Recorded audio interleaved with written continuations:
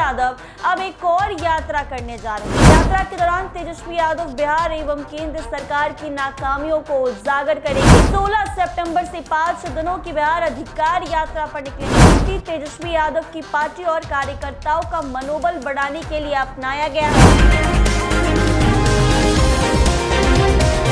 नमस्कार, NBC 24 देख रही हैं आप और मैं हूं आपके साथ मानसी। देखिए, बिहार विधानसभा की तैयारी अब जोरों शोरों पर चल रही है। चाहे वो एनडीए गठबंधन हो, महागठबंधन हो या फिर कोई अन्य दल हो, सभी लोग मिलकर विधानसभा चुनाव की तैयारी में जुटे हैं और ये कोशिश में है कि किस तरीके से बिहार विधानसभा चुनाव में अपना दम दिखा सके।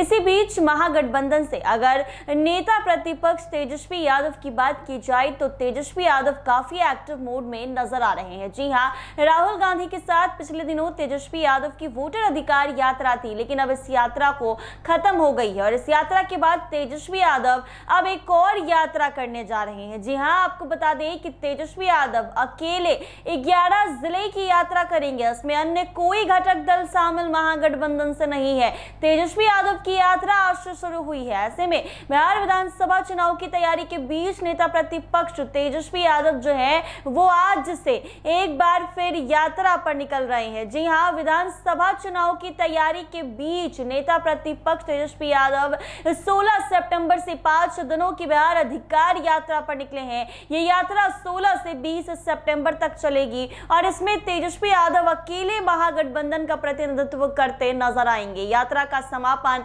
वैशाली में होगा। इस दौरान वो 11 जिले जहानाबाद, नालंदा, पटना, बेगूसराय, खगड़िया, मधेपुरा, सहरसा, सुपौल, समस्तीपुर, उजियारपुर और वैशाली में जनसभा और कार्यक्रम में शामिल होंगे। यात्रा के पहले दिन तेजस्वी यादव सुबह 10 बजे जहानाबाद के गांधी मैदान में जनसभा करेंगे। इसके बाद वो नालंदा के इस्लामपुर और हिलसा तथा पटना के फतुहा में कार्यक्रम करेंगे। यात्रा के दौरान तेजस्वी यादव बिहार एवं केंद्र सरकार की नाकामियों को उजागर करेंगे। बेरोजगारी, महंगाई, शिक्षा, स्वास्थ्य और किसानों की समस्याओं जैसे मुद्दों को जनता के सामने रखेंगे।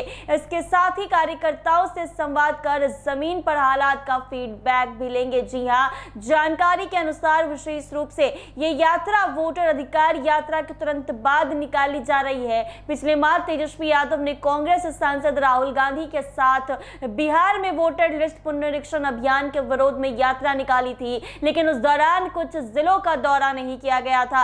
इस बिहार अधिकार यात्रा में उन जिलों पर विशेष ध्यान दिया जाएगा। इस बार यात्रा में महागठबंधन के किसी अन्य दल की भागीदारी नहीं होगी। ये यात्रा पूरी तरह से राजद की है। विशेषज्ञों का मानना है कि यह रणनीति तेजस्वी यादव की पार्टी और कार्यकर्ताओं का मनोबल बढ़ाने के लिए अपनाया गया है और इसके साथ ही महागठबंधन के अन्य दल खासकर कांग्रेस को यह संदेश देने का अवसर है कि राजद में सबसे बड़ा जनाधार और प्रमुख नेतृत्व तेजस्वी यादव के ही पास है। सीट शेयरिंग को लेकर कांग्रेस ने अपनी बात रखी है और जानकारी के अनुसार राहुल गांधी के साथ यात्रा में कांग्रेस नेताओं की मौजूदगी में जनता का ध्यान उनकी ओर खींचा जाएगा। इस वजह से सीट शेयरिंग और चुनावी रणनीति को लेकर कांग्रेस खुलकर अपनी बात रख रही है। तेजस्वी यादव की अकेली यात्रा महागठबंधन को यह संकेत देने की कोशिश है कि उनकी पार्टी चुनाव में प्रमुख नेतृत्व और जनाधार के मामले में आगे है। जनता के बीच राजद के चुनावी एजेंडे को पेश करेंगे तेजस्वी यादव। इस यात्रा के दौरान तेजस्वी यादव केंद्र और